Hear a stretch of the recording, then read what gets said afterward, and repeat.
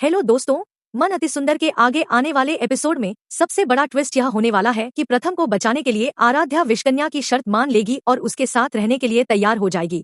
लेकिन इसी बीच दादी जी एक ऐसी साध्वी को घर बुलाने वाली हैं जो तलवार के साथ विषकन्या का सामना करेगी। अब देखना यह है कि आराध्या अपने प्रथम को बचा पाएगी या नहीं, क्योंकि विषकन्या ने प्रथम की हालत को अपनी सबसे बड़ी चाल बना लिया है। दरअसल पिछले घटनाक्रम में विषकन्या के प्रभाव की वजह से प्रथम की हालत काफी खराब हो जाती है और आराध्या यह सब अपनी आंखों के सामने देखकर पूरी तरह टूट जाती है। आराध्या को समझ नहीं आता कि वह अपने पति को इस मुसीबत से कैसे बाहर निकाले। इसी मजबूरी का फायदा उठाकर विषकन्या आराध्या के सामने अपनी शर्त रखती है। वह आराध्या से कहती है कि अगर उसे प्रथम को ठीक करवाना है तो उसे विषकन्या की बात माननी होगी और उसके साथ रहना होगा।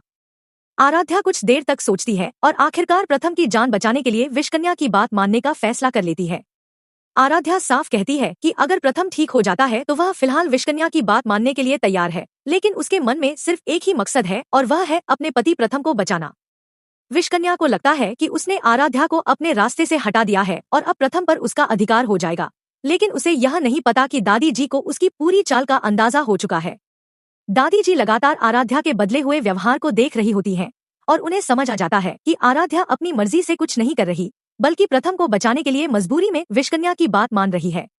दादी जी को यह भी डर सताने लगता है कि अगर विषकन्या का प्रभाव इसी तरह बढ़ता रहा तो आराध्या को उससे बाहर निकालना बहुत मुश्किल हो जाएगा। इसलिए दादी जी चुपचाप एक बड़ा फैसला लेती है। वह एक ऐसी साध्वी को बुलाने का फैसला करती है जो इस तरह की रहस्यमय शक्तियों के बारे में जानती है और जिसका सामना करने का अपना अलग तरीका है।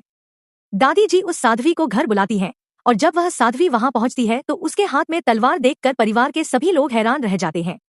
दादी जी उसे पूरा मामला बताती हैं कि आराध्या पर विषकन्या का प्रभाव है और उसी वजह से पूरे परिवार पर खतरा मंडरा रहा है। साध्वी आराध्या को ध्यान से देखती है और समझ जाती है कि मामला साधारण नहीं है। वह दादी जी से कहती है कि अगर विषकन्या को रोकना है तो जल्द से जल्द कोई कदम उठाना होगा, क्योंकि जितनी देर होगी उतना ही उसका प्रभाव मजबूत होता जाएगा। यह सुनकर परिवार के सभी लोग डर जाते हैं। दूसरी तरफ आराध्या अभी भी प्रथम को बचाने के लिए विषकन्या की शर्त मान चुकी होती है।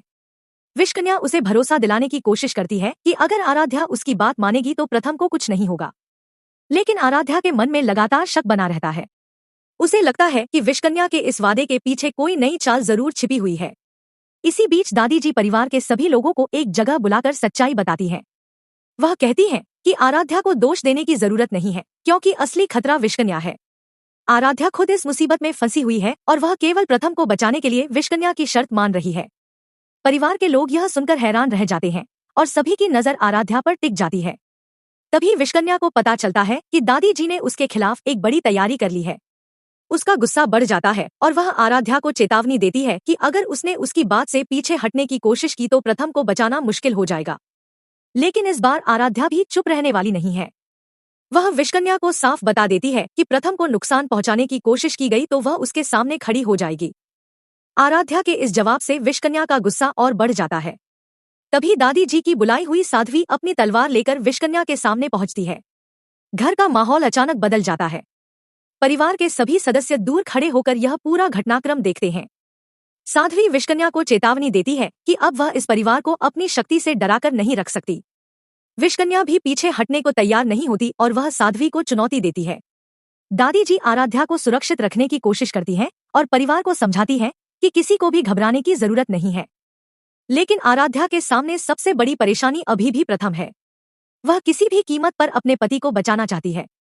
उसे डर है कि अगर विषकन्या और साध्वी के बीच टकराव हुआ तो कहीं इसका असर प्रथम पर न पड़ जाए। इसी वजह से आराध्या दोनों के बीच आने की कोशिश करती है। वह कहती है कि लड़ाई का रास्ता अपनाने से पहले प्रथम को बचाना जरूरी है, लेकिन विषकन्या का मकसद कुछ और ही है। वह चाहती है कि आराध्या पूरी तरह उसके नियंत्रण में रहे और प्रथम से दूर हो जाए।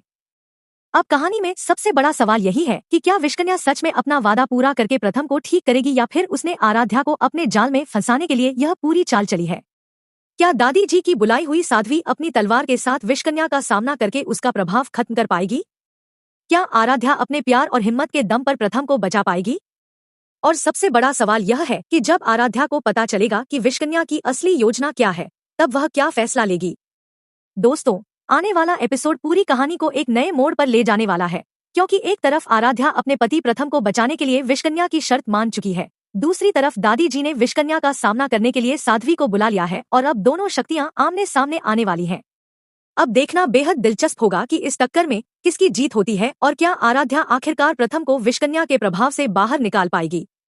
अगर आपको भी लगता है कि आराध्या अपने प्यार और हिम्मत से प्रथम को जरूर बचाएगी तो कमेंट में जरूर बताइए।